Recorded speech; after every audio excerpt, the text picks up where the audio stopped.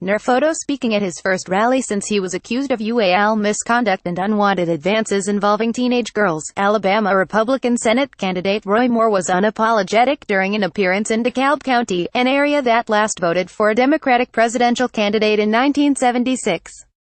After a Baptist preacher thanked God for Moore, and the head of the county Republican Party declared the election a spiritual battle, Moore stood to deliver a 30-minute speech, quoting from Scripture, the U.S.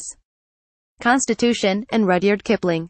He enunciated his opposition to abortion and transgender rights, touched on immigration and increased military spending, and flatly denied the accusations against him. "I do not know these women," he said of the more than half-dozen alleged victims. "And I have never engaged in UAL misconduct with anyone. This is simply dirty politics." While the rest of the Republican Party is holding its nose, Donald Trump has, after some hesitation, effectively endorsed Moore's campaign. He says it didn't happen. And, you have to listen to him also, he told reporters last week, after privately questioning the veracity of the accusations for days. The president's support for the alleged child predator has its limits. Trump is not planning a trip to Alabama at any time, and, frankly, his schedule doesn't permit him doing anything between now and Election Day, said Sarah Huckabee Sanders. Still, the shared experience tying the two men is clear, and the root of Trump's skepticism isn't difficult to trace.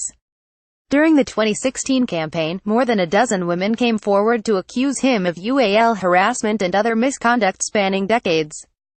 These women, Trump maintains, are all lying. The political calculus for Trump, in standing by Moore, is less obvious than any personal affinity.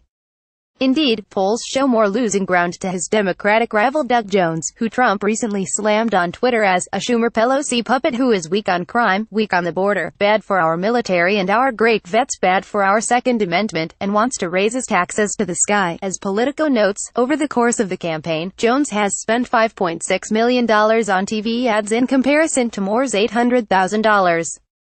Since the accusations arose, the Democrat has been saturating the airwaves with ads hammering Moore as a child predator. In contrast, in his quest to win over wavering Republicans and suburban women, Jones has been careful to frame himself as a reliable pragmatist willing to work across the aisle with Republicans, a key tenet of his strategy. There is a chance that Jones' well-funded strategy could play right into Moore's hands, bolstering the theocrat's suggestion in one of his own ads that Jones and an alliance of liberal elites in the Republican establishment are working together to protect their big government trough.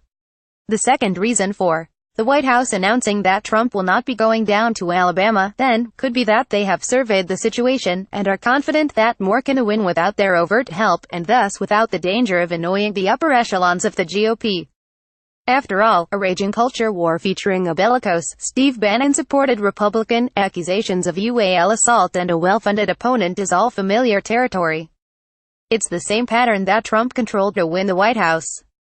Trump's involvement, one way or the other, may not matter much to Moore.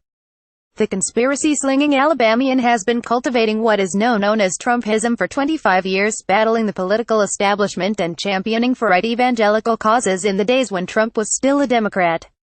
As on-the-ground interviews have repeatedly shown, Moore disciples seem largely unswayed by the allegations of UAL assault. The larger question is whether Moore's toxicity in Washington will affix itself to Trump, drawing attention to his own lascivious past. In the recent Virginia gubernatorial election, women voters shifted Democratic in exit polls by 5 points, after a campaign that was framed as a referendum on Trump. If Trump's 2016 coalition of white suburban women begins leaning blue at the national level, the GOP may have a major math problem on its hands. The results of Alabama's own special election, in 2 weeks' time, will be instructive.